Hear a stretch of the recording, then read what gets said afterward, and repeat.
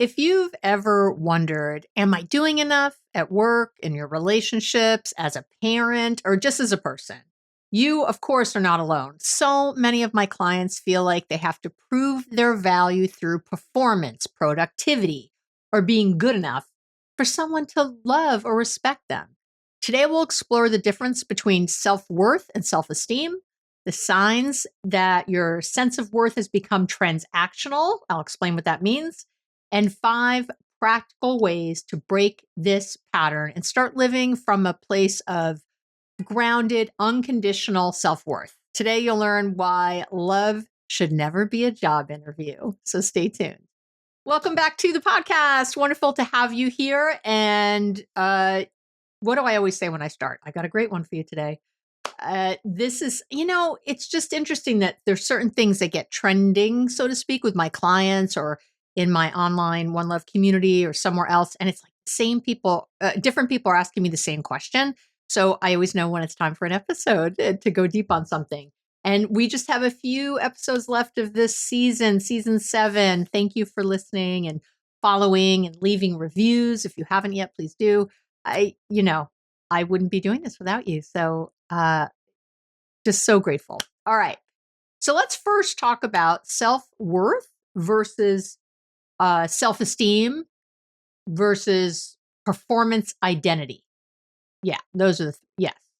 Let's first talk about that. Okay. We have to define what we're talking about and get clarity on what's driving how you feel about yourself. So self-worth is basically your sense of intrinsic value. It means you believe you're worthy, simply because you exist. There's an internal intrinsic value. Self-esteem is how you evaluate yourself, which is often based on performance or external validation or something else. So see, there's a difference right there. And then performance identity is when your value is tied entirely to what you do, not who you are. Okay. So So Carl Rogers, he's one of the founders of humanistic psychology and really what we call person-centered psychology. I know that sounds crazy when you think of therapy and you're like, it used to not be human. It used to not be person-centered. Correct. You'd be correct. It really wasn't till Rogers came around. It was always, remember, people that did therapy were medical doctors. People like Sigmund Freud was a medical doctor. They went to school for medicine and then they got into psychiatry because psychiatry, remember, is different than like I'm a psychologist, not a psychiatrist. I did not go to medical school. I did not do any of those things. And a psychiatrist can write a script, for anything, any medication. I cannot write scripts. Okay. So and it's just a whole different schooling. So Rogers came along and was like, people, we should treat them with value and respect, not as like, you're wrong. Here's your pathology. Here's what's wrong with you. And let's treat it. So it's what he called unconditional positive regard. Isn't that beautiful? Don't you wish everyone in your life could treat you with unconditional positive regard? It's really just the belief that people are worthy of love and respect simply by being human, regardless of your behavior or your achievement or how much money you make or how pretty you are. So, again, that, was new on the scene, I guess almost 100, not 100 years ago yet, but maybe like 60 years ago now, 70 years ago. And that's really when we started looking, and it was only after that we started really researching, and I've got a lot of research in today's episode, as I always do. I usually do. We started researching this idea that you have intrinsic self-worth. You just because you're human, it's enough. You don't have to do to earn love. So, but most people don't grow up with this unconditional regard, right? Instead, we often grow up with something we psychologists call contingent self-worth. I'm using a lot of big words today, right? Transactional, contingent, all that, because I have a smart audience. That's right, ladies and gentlemen. If you're listening, you're smart. You're a smarty pants. You like to learn. You want to understand psychology. You're really probably psychologists yourself or students of it. I get a lot of people actually who are in students or in school. Shout out. We need more people who really know what they're doing. So thank you. Uh, and I do always try to explain everything, what I mean by it, which I'm about to do. But I also want to let you know that I never ever dumb down material for you because I know I don't need to, and I don't want to. And you're worth it. You're worth hearing all the things. So contingent self worth. Where does that start? And uh, where does it start? And what does it do? I guess, right? So contingent self worth means you believe you are lovable or valuable only under certain conditions. It's contingent, right? It's depending on something. That's kind of right what that means. So contingent self-worth means that you don't necessarily have self-worth just for who you are. Again, this intrinsic idea of value, but that you're only that love or that value is only under certain conditions. And this could mean obviously being successful, being liked, being selfless, being thin, uh, being the one who never causes conflict. So you may not consciously think that love or safety is earned, but you might be surprised, like today, to go, oh, my behavior tells a different story about that, right? And we'll get deep. So, and the research is really clear that people with high contingent self-worth are more anxious, they're more vulnerable to depression, they're more likely to feel rejected, and they're more reactive to failure, to feedback of any kind. So, yeah, there you go. They often really struggle with being with authenticity in relationships, meaning that they're really themselves. They often suppress their true emotions. um I see a lot of over functioning to stay deserving of love, to be deserving of inclusion, being included, of belonging. And this obviously doesn't just happen. Where does it start? Where, probably childhood. That's uh And let me say this, I have a really great giveaway for today's episode. It's a self-worth assessment to really help you figure out if you're living transactionally. And when I say transactionally, that's what we're talking about today. It's a transaction, right? If I go buy something at a store, that's a transaction. I'm handing them money and they're handing me a product or a good or something. And when we live or love transactionally, it means that I think I have to give you something to be worthy of you loving me, or, of getting something from you. Does that make sense? Yeah. So whenever you hear that, you might have been thinking, what do they mean when they say transactional love, or I'm being transactional in this? You might be transactional in your relationships where you are expecting something in return. That's like a string attached, right, to something. And so many people just grow up this way, and they're fish who don't know they're wet. I like to say that, don't even realize. I can't tell you how many clients or people I talk to, and they're like, that's not right. I'm like, yeah, no, that's not how it's supposed to go. So let's talk. So where does it come from, right? Families that emphasize, achievement, appearance, compliance, or emotional control. And that can be explicit or implicit. In other words, that could be said or unsaid, just something that you feel. Those kind of families often raise kids who tie their value to what they do rather than who they are. And I'll give you some examples, but I can tell you now that, like, growing up, I've shared my mom was a narcissist, and we love my mom. There's no hate to my mom. She's been dead a few years. Uh, but when you grow up with a narcissist, everything is transactional. Everything is being a good, for me, it was being a good girl, being the good kid, being the whatever. And when I wasn't, or when I didn't act as I was supposed to, and that wasn't always told to me how I was supposed to act, then love was withheld, or there was this anger, or this stonewalling, or these different things. So you learn, right? Oh, if I act this way, and then you learn, of course, to kind of lie, to sort of show the world a part of yourself, because you don't feel like all of you is acceptable, right? So definitely parents who withhold affection when a kid fails or misbehaves. So I know, even that, think of that. So if your parent got, if I got angry at my kid, just this, you get angry at your kid and they do something that's wrong, bad, whatever. Maybe they talk back, I don't care. and then I punish them and then won't talk to them, won't give them love, won't whatever. I did not do that as a mom. I knew I had to tell my kid, I love you very much. I do not like this behavior. You still, you have to be punished. You're going to go to your room or get grounded or whatever's going to happen, right? You have to apologize, whatever. But I never withheld my love. And a lot of times kids would say, well, can I have a hug? I'm like, absolutely. And now you have to go to your room, like you can have a hug and then you still have to, but to understand that they were still lovable and yet there still might be consequences. A lot of people, right now you're listening going, oh my gosh, that was not what happened. Or maybe, and I don't want you to feel guilty, maybe you do this as a parent yourself and you realize now like, oh my gosh, I'm so mad at my kids sometimes. And I won't talk to them for a while. I'm just so pissed or whatever. This is from something you learned and we want to unlearn it. So you also might be this way if you grew up in a home where emotions were dismissed or even punished, stop crying, I'll give you something to cry about kind of houses, right? Was that just my day? I don't know if that still goes on.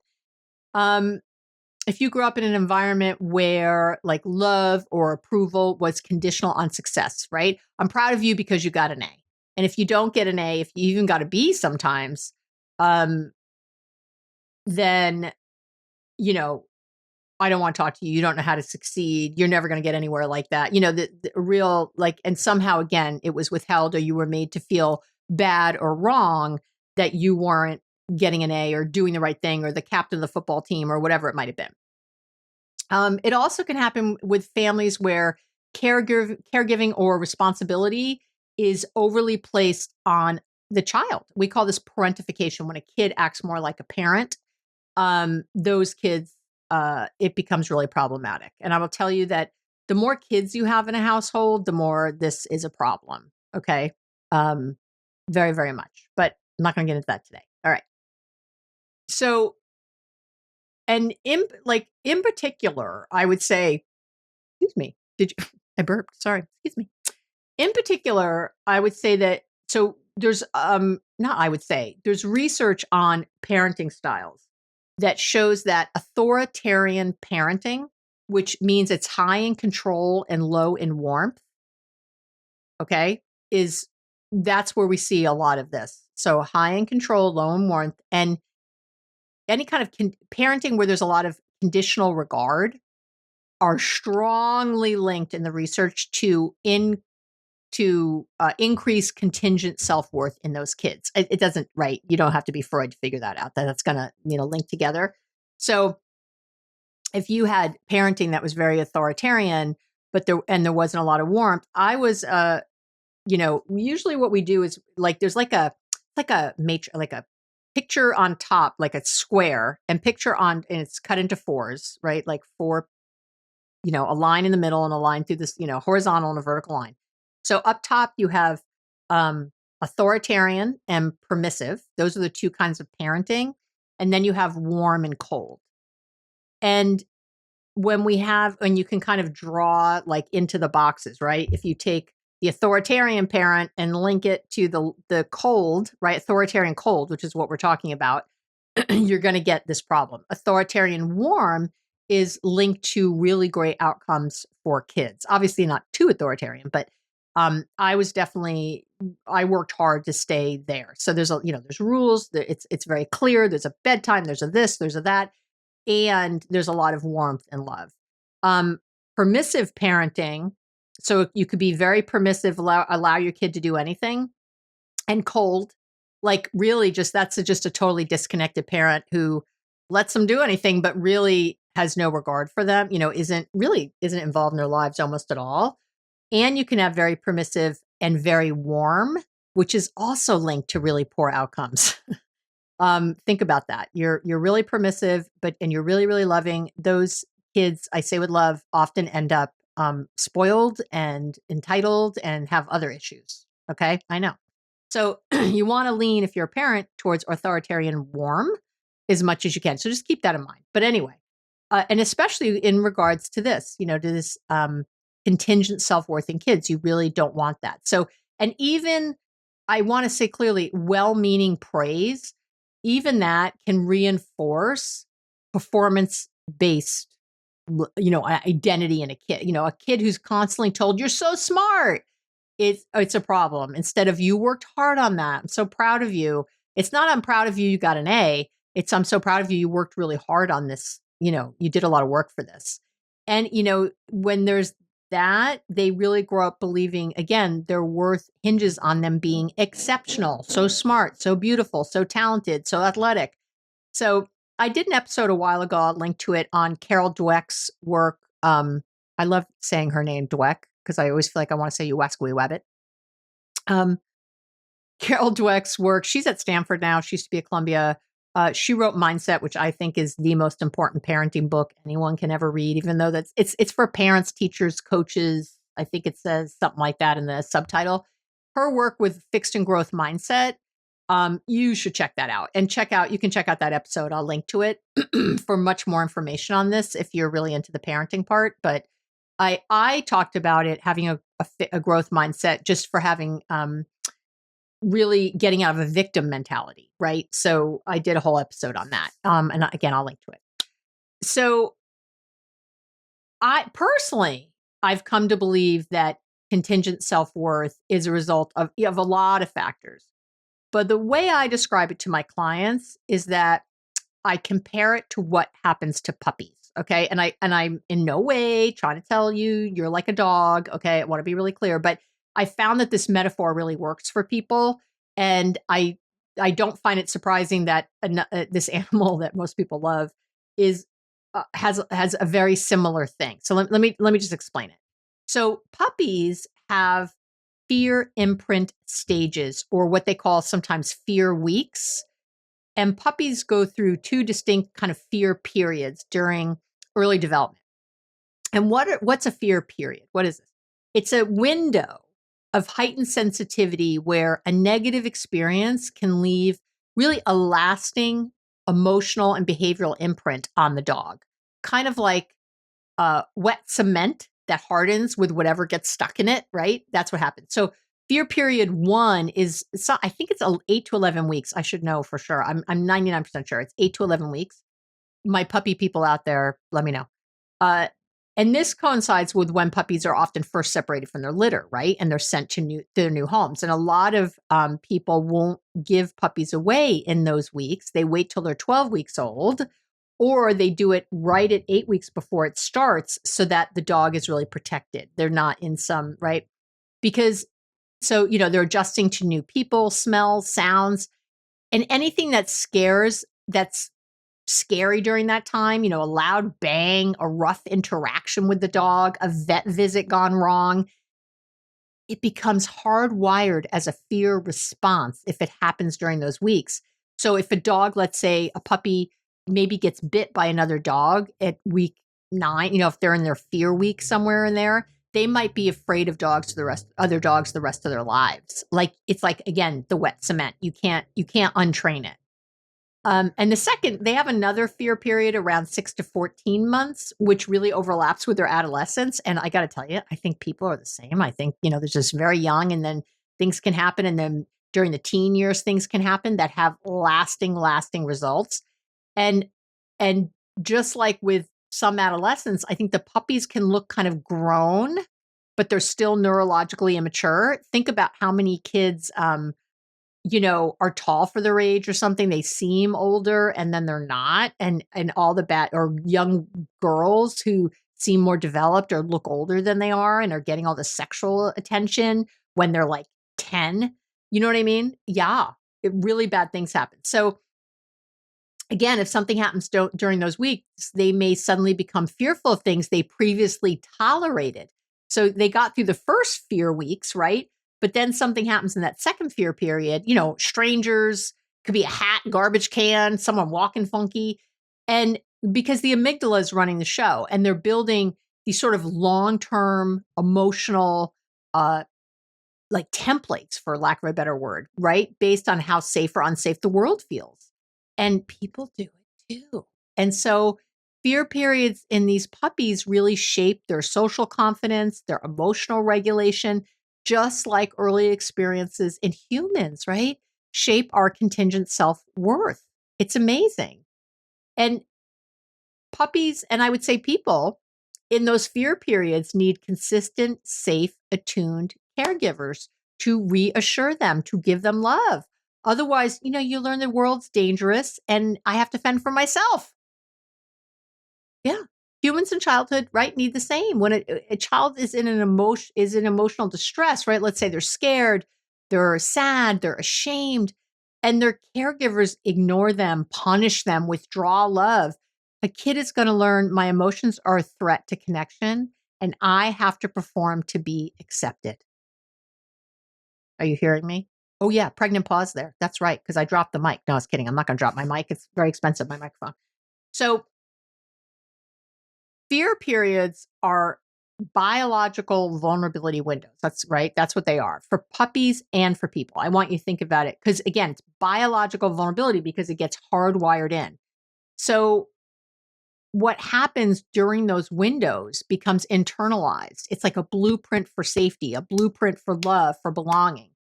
And obviously, in humans, we don't call them fear weeks. We call them, what do we call them? We call them attachment patterns. We call it emotional neglect. We call it childhood conditioning. We call it adverse childhood experiences or ACEs, right? But it's the same wiring underneath. Same wiring. When you're young and afraid and someone shames you, withdraws, or only responds when you're performing or being quote unquote like good, you start to internalize that safety, love, approval have to be earned. And your nervous system doesn't forget that, right? It doesn't forget without doing some serious rewiring, which we're going to talk about today. Okay. But are you picking up what I'm laying down here? Are you getting where I'm going? Okay. I'm hoping that helped. So yeah, I'm not belittling our problems saying we're like puppies, but I think that can give you a picture of what it's like for humans because it's so obvious in puppies. I do want to talk a minute about, sort of gender, culture, some culture, maybe a little culture. I'll see how I'm feeling, but definitely gender influences on worth. And it's because it's not just your family. Obviously, the broader culture plays a significant role too. And I will say culture. So in Western individualistic societies, like the United States, uh, self-worth is often tied to independence, to achievement, to personal success, right? In collectivist cultures, think a lot of Asian cultures, Africa, places like that, self-worth might hinge more on family reputation, on obedience, on how well you fulfill your role in the group, right? But in both cases, the message can still be that your value depends on how well you play your part. Your part just might be different depending on where you're from. I read this one study. That's right. I'll link to it for sure in the show notes. I'll go find it. But it was comparing, American and Japanese students, and the American kids, students, it's college age kids, right? They were more likely to base self-worth on achievement, while the Japanese students tied it to social harmony and avoiding shame, right? So the flavor of contingent self-worth was differing, but the impact was very similar. You get anxiety, you get perfectionism, you get never being able to sit still, constant busyness, you get self-silencing. Yeah. I'll go look up that. I'll make sure I include that in the show notes and in the blog and under the video if you're watching me on YouTube. And remember to like and subscribe, please, if you're watching on YouTube. And the research shows that there's definitely like another layer gender adds because women are disproportionately taught to equate their worth with, of course, caregiving, with emotional labor, with likability. Men are more conditioned I'm broad brushstroking here, but I'm pretty close. Men are conditioned more to link their value to being competent, being stoic, to success, right? So again, the result is that, there's different rules, but we got the same trap, right? And women are especially vulnerable to performance-based worth because, especially again in Western cultures, because socialization teaches girls to be relational, to be agreeable, responsible for other people's feelings. boys are often taught to be competent, powerful, emotionally independent, right? Um, Neither group really escapes the prove your worth mindset, but it just shows up differently. So in general, the research shows that females were more likely than males to base self-worth on relationships and approval from others, while males were more likely to tie self-worth to competence and success. Okay. Um, yeah. And I'll again link to all that. There's also the invisible labor of being nice, available, helpful, especially for women. Okay. Um, Research on self-silencing, right, which I mentioned, which is a behavior pattern where people sort of suppress their thoughts and needs to maintain relationships, shows that this pattern is strongly linked to depression. So when a woman asks, am I doing enough? It's often code for, have I earned the right to take up space, to rest, to say no, to just be. Okay. I'm hoping this makes sense. So let's talk about what transactional worth looks like in real life. And because you might think these are just, normal ways to live, but they're often signs you've internalized a belief that love, that rest, that dignity needs to be earned. Okay. So these are common signs of again, what we would call transactional thinking. One would be feeling like you have to explain or justify your needs. You finally ask for a weekend to yourself, but follow it up with, I've just been so busy lately and I don't want you to think I'm mad or selfish, right? Keeping a mental tally of what you've done for others. You notice you've been helping your friend move, you know, watching their kids, always texting first, maybe. And now you're kind of silently waiting for them to, even the score kind of thing, right? Maybe you're feeling guilty for resting or doing something just for you. Uh, you take a nap or read a book, and immediately you think, oh, I should be doing something more productive. I'm wasting time. Another thing I see is apologizing for things that don't require an apology. You say sorry when someone bumps into you, or you feel bad saying no to a dinner invite, even when you're exhausted. It's like, sorry, sorry, sorry, sorry. What else do I see? Believing you need to be productive. Oh, I said that, didn't I? To deserve rest, right? You don't let yourself relax until like every dish is washed, every email is answered, the to-do list is clear, right? Which of course is never, because who finishes that list? Avoiding asking for help. That's another one, because you should be able to handle it. Struggling silently with something at work or home, but you feel like asking for support would mean like you're failing somehow, not trying hard enough, that you're needy. What else do I see? Feeling anxious when you're not being praised or validated. I see that. You send maybe a thoughtful message or you do something kind, and then you feel uneasy if there's no enthusiastic reaction or thank you. These aren't quirks. They're symptoms of living as if your value has to be continually proven, right? Okay. So let's talk about my 5 practices to break free from transactional worth, or from, right, having to, or contingent self-worth, or however we want to say this. Okay.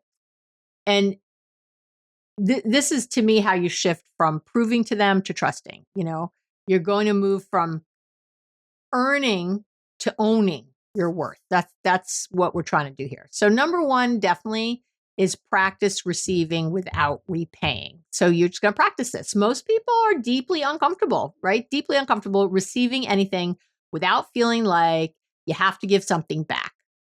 Okay.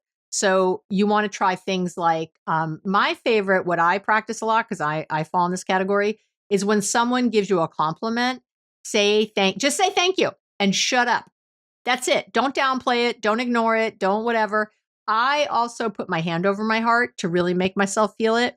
So when someone gives me a compliment, I say thank you. I look them in the eye. I put my hand over my heart and I try to really take it in. It's very hard. I'm not going to lie about it. It's easier now. I shouldn't say that. It's been hard for years. and something I still have to consciously do. If a friend picks up the check, don't rush to say, I'll get the next one. Let yourself sit with the discomfort of just receiving. Just receive it. Say thank you. Again, say thank you. Be gracious. Let your partner handle a task or bring you coffee without insisting, I owe you one. Oh, I appreciate that. Now I'll get you next time. Again, don't even the score, so to speak. Definitely get rid of the list in your head that says whose turn it is to do something in your home or at work. There's no turns. We're not taking turns. And what happens is this practice rewires your nervous system to tolerate, quote unquote, unearned kindness, right? You don't have to earn kindness, but that idea. It's really a great, I would say, necessary step toward internalizing unconditional worth. Okay? Internalizing unconditional worth. 2 is to give yourself unearned rest. This would be my second thing. So, you don't need to collapse in exhaustion to justify a break. Rest isn't a luxury, it's a biological need. So try scheduling rest first in your calendar, not last. Yeah, I know. Crazy thought. Block off time. A 20-minute walk without your phone, an hour to read something unrelated to work, a nap just because you're tired, laying out in the sun for half an hour, whatever, right? Even 5 minutes of sitting without a task attached to whatever you're doing will help disrupt the pattern of equating worth with output. Start with 1 minute, try 5. If guilt shows up, name it. Oh, this is the part of me that believes I have to earn peace. This is that part of me that believes I have to earn peace, right? Just name it. Catch and interrupt the internal bargains is number 3. So again, got to be mindful. If you haven't downloaded my free mindfulness starter kit, I don't know what you're waiting for. Notice when you find yourself thinking, if I do X, then I'll deserve Y. If I'm helpful enough, they'll like me. If I push through, then I'll rest later, right? When you notice that, and you got to be mindful to notice, but when you do, I want you to stop and I want you to ask yourself, what am I trying to earn right now? What am I trying to earn? What would I choose if I already believed I was enough? Those are your questions. You could even I had a couple clients, I had keep a bargain journal for a week, and I had them just jot down every time that transactional voice in their head popped up. And seeing the pattern in writing was really powerful for both these people. I will tell you that right now. I'm sure I've done that I'm just thinking of these 2. Okay. Number 4 is to write and reread a worth letter. So what you do is you write a letter from the part of you that knows you're already worthy, right? So it might say, what might it say? It might say, I know you've spent a long time proving yourself, but you were never broken. You don't have to hustle for love, not anymore. You are already enough, even on your worst day, right? And so it doesn't have to be maybe a whole. I would do longer than that. I'm not going to do that right now, but do a few paragraphs, something, and then post it where you'll see it. Read it when your self-worth wobbles, okay? Or flip it. Write the letter you needed to hear as a kid. What would a parent who loved you unconditionally say? What would they have said to you, right? I know. Number 5 is to stop keeping score in relationships. I talk about this in my TEDx. I've got all kinds of things about keeping score. You've heard me talk about it ad nauseum. Transactional love says, I did this, so now you owe me. But real connection is rooted in presence, not accounting. Okay? I want you to think of that. So when you give, ask like, would I still want to do this even if they never return the favor? Stop doing things just to be nice if you're going to build resentment later, right? If you feel used, don't tally points. Set a boundary. Set a boundary. So you want to give from a place of clarity, not obligation. Generosity should be a choice, not a test. Okay? Trying to think of what I think that's enough. All right. So I'm going to wrap up and say this, and I'm going to I do, as always, have a really great masterclass bundle for this episode. If this is a real issue for you and you're not part of my One Love Collective, my online community, who's going to get all these things, I would highly recommend, you just come on by and you can buy the bundle. You don't have to join the community. You can buy the bundle for $8. I would highly recommend it. I think it would probably be very helpful. But I'll explain everything that's in it in a minute. But I want to wrap up by saying, your worth was never up for debate.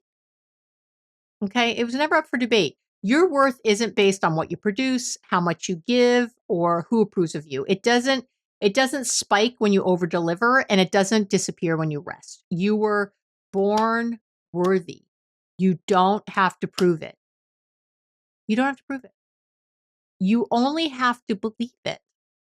And then practice that belief in how you treat yourself every single day. I'm gonna just end there. I like how I said that. I could never repeat that, but I like it. That's it for today. I hope this was really helpful. And remember that today there's a self-worth assessment to know if you're living transactionally or not. You are free to come download that anywhere where this podcast is, underneath the video, over at my website, blog post page, podcast page, all the places will have it. And then if that's it for you. Otherwise, I'm going to tell you everything that's in the bundle. If you're in my One Love Collective and you're in tier 1, you are going to get boundary practice scenarios. So kind of saying no without negotiation. You're going to get a couple / family dynamics reflection. So it's like an earning love at home exercise that I created. You're also going to get a reparenting journal exercise. So what your younger self needed to hear. And actually, I'm throwing in a workplace worth reflection because I think this happens a lot at work. Okay. If you're in tier 2, which is my love accelerator, everything in tier 1, plus you don't have to earn this. It's really 25 reminders to anchor your self-worth. There's a deep reflection worksheet. Where did I learn to earn? And there's a guided visualization in today's everything. If you are in tier 3, which is my VIP Love Lab, you get everything in tiers 1 and 2. Plus, I know I did so much for this episode. I was a little out of hand. A core belief reframe tool, a self-compassion script exercise, and a 2-week daily practice tracker. I know it's a lot. And again, if you pay $8, you can get all those things. If you are not part of my community, you can get all those things. And there you have it. So I'm really excited about today's episode. I think it was really needed. I'm hoping it helps a lot of people. And that's it. And I think you're worth it. I love and adore you. You are so worthy. You're so worthy. Just let's end on that. All right. Have an amazing week, and I will talk to you ever so soon.